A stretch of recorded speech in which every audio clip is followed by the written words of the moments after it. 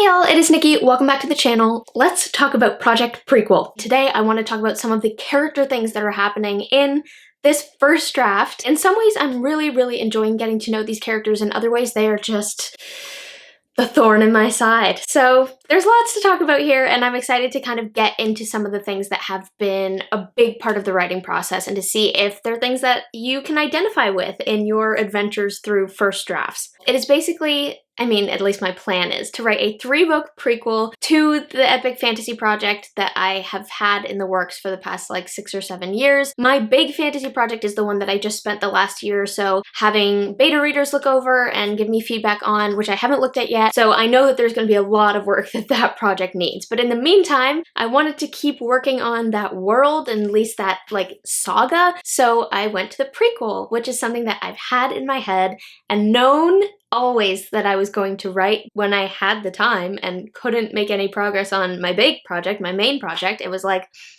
hey, why not start the prequel? Doing the prequel was the first time in ages that I have sat down in this world and just like gone with the flow and just written something that I've never written before and gone places that I've never gone before and explored parts of this world that I've never been. So cool. Right off the top, it was like, I am having so much just fun with this. It doesn't have to be perfect because it's a first draft and I can just like see where it takes me, which in the process I've found out that I'm more of a discovery writer than I thought I was, but I feel like that's like a whole other video for another time. Character is what I want to talk about with this story. The fun thing about writing a prequel is that you get to take characters that you already know and love and go back to when they were young and write their development, how they changed, who they were when they were young. Were they the exact same or were they completely different? So here are the 4 characters that have been giving me the most either trouble or the most enjoyment as I've been writing them. Number 1 is my mystery character, my enigma character. He's eventually going to become a villain. But right now he's kind of like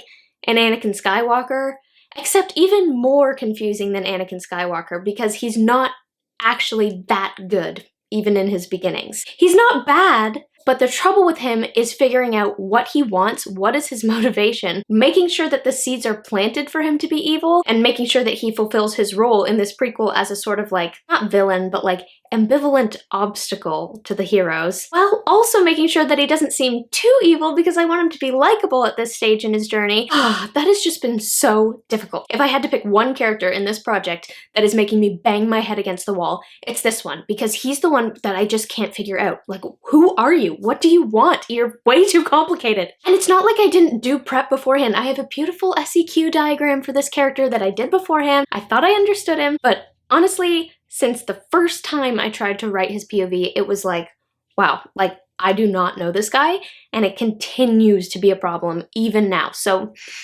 200 pages into this story and I'm still struggling with this character. That's a little bit frustrating. I don't know if you can relate. Ugh. Number 2 problem has been my hero, actually, and the difficulty there is not so much that I don't know who he is, it's more that I'm having trouble getting into deep POV with his character because I am so different from him. He is like the sweetest, most sensitive, thoughtful, conscientious marshmallow of a character that you can possibly imagine. He's just naturally an optimistic person, which is something that I am not. And so I found it really hard to do deep POV for this character. I don't know what his thought process would be. I don't know how a person like this thinks. That has been a struggle. And I didn't realize it when I first started writing, but the more I got into it and the more I tried to be intentional about deep POV, the more it was like, wow, like, this is actually hard. My main character is like the hardest to write because he's so nice. What does that say about me? But that brings me to number 3, which is a character that's been a lot of fun to write, and he always is. He is the one character of all of them that actually gets a ton of POV in my original project. So like those few viewers of you who are familiar with my original project, this character gets a decent amount of page time and I'm pretty familiar with how his brain works, so he's been kind of a breeze, to be honest. And I guess now that I think about it, it makes sense because I spent more time in his head already than any of the other ones, but I also think it's because he, unlike character number 2, is very relatable for me. I can slide into his POV like so easily, and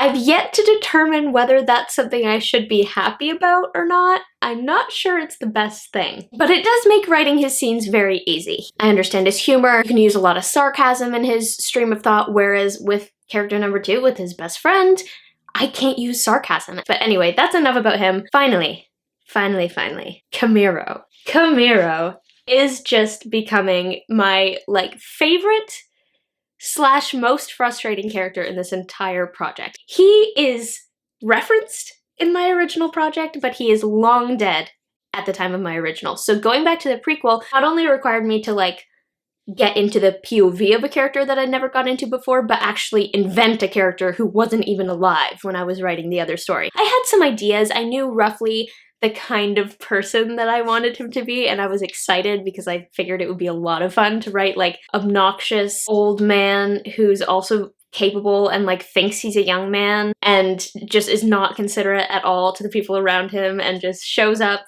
places unannounced and unexpected and creates chaos and then leaves and has no inkling of how much damage he's doing just by existing. I was excited to write that. What I did not anticipate was that character kind of becoming the hijacker character who, takes up way more page time than you were expecting and becomes way more important than you were expecting. Basically what he does to all the other characters, exerting himself in unexpected places with unexpected importance and then dipping and leaving you to basically pick up the pieces and the implications of everything that he just did, he's doing to me because I have to deal with him becoming so important so suddenly and just suddenly having this crucial backstory that I need to weave in and suddenly making it clear that he needs to have his own subplot in this book. And it's fun, it is fun, but it's just wow, Camiro, you're killing me. Now I need to figure out what you're gonna be off doing while everybody's over here doing this because I know that it's important. It is kind of fitting though, considering that his grandson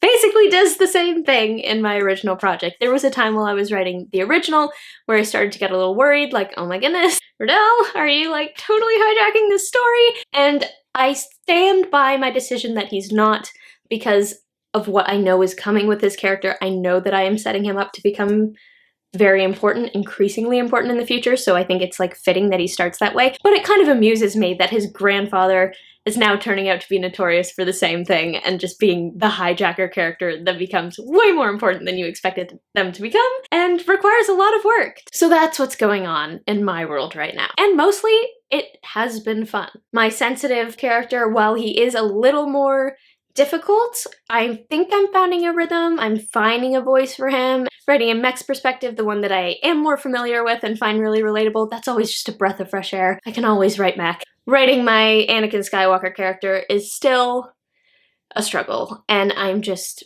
hoping and praying that the Lord will help me to figure out what his arc will be. I feel like there's something there that could be really impactful and really relatable spiritually, on a spiritual level, but I just have to pinpoint exactly what his deal is.